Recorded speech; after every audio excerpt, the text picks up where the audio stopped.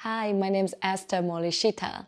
So I came from the mainland China, Guangzhou, the city. My family, we are like working for government, like a army kind of like tradition family, and it's really hard for the gospel to come to my family easily.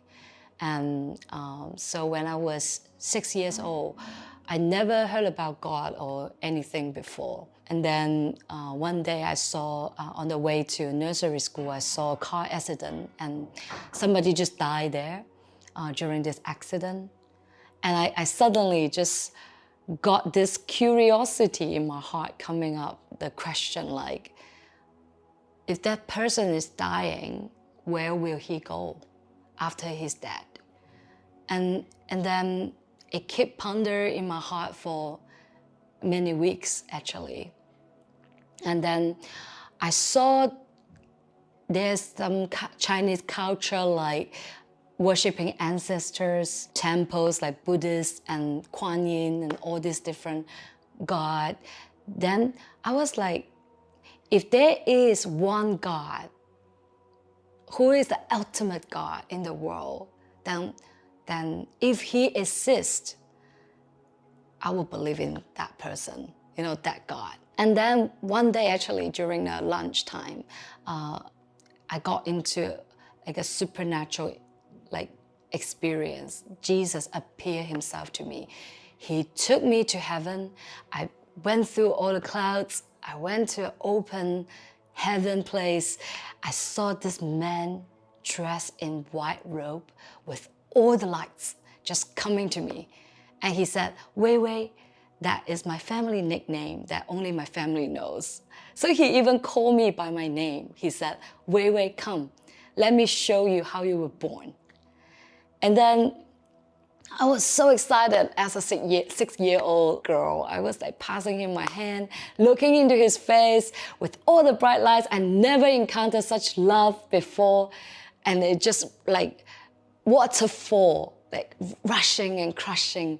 All my fears are like a chains that just broken off. And my first time felt freedom. And that was a supernatural encounter that I will never forget. And when I came back to the reality, I woke up, I heard this audible voice, like a father's voice, very deep and loving. He said like, Wei Wei, in the future, you are going to do a big thing for my kingdom. And that moment, when I was 6 years old, I was so excited. I don't know what does he mean by kingdom and what name is he called. So I ran into my mom's room. She was taking a nap.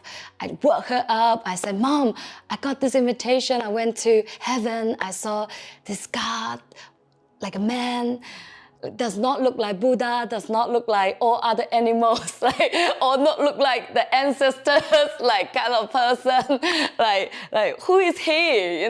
He got all the power, like all the authorities that heaven listened to him, And she said, maybe you met the Shangdi, she said in Chinese, so which means the God above all gods.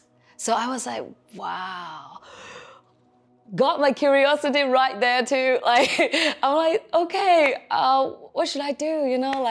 We are just so amazed, and my mom's still in her thinking because she was too surprised that me, like a little girl, encountered such a big thing. And she never told me anything about religion that much that time. So it was my first ever encounter in the mainland China. And then when I was in the middle school, I went into a slight depression. I couldn't have facial expression for 3 months. So I tried everything. I tried to think positive. I tried to go to the psychologist to maybe consult with them. And they gave me some medicine, but then it's all like temporary thing. And it never really healed me. And so still like living in the boarding school, middle school time, one night I just felt like I fed up with this. I fed up with all this trying. But I remember that dream when I was 6. So I call upon his name, even though I don't know who he is, but I call him Papa God. I said, Papa God, help me, help me. And that moment, there is a supernatural power, like a force, came into my heart. And my heart was like so dry. And suddenly it became full again. And all the tears just came out. And I felt that warmth, felt that peace, felt that joy again, like how I was encountering him in heaven. And I felt that moment, all the oppression just gone, left me immediately. So the next day morning, I can finally have smile back to my face again. I can finally have a joy that marks my life. So people see me, they say, oh, Esther, the joyful one. So since then, the joy just like really obvious in my life, and the childlikeness that I carry. And then it's so funny, like all this process, he didn't tell me exactly his name, right? Like he did not just immediately call me to a Chinese underground churches or any church-related things growing up. So when I was 18, I went to England, London.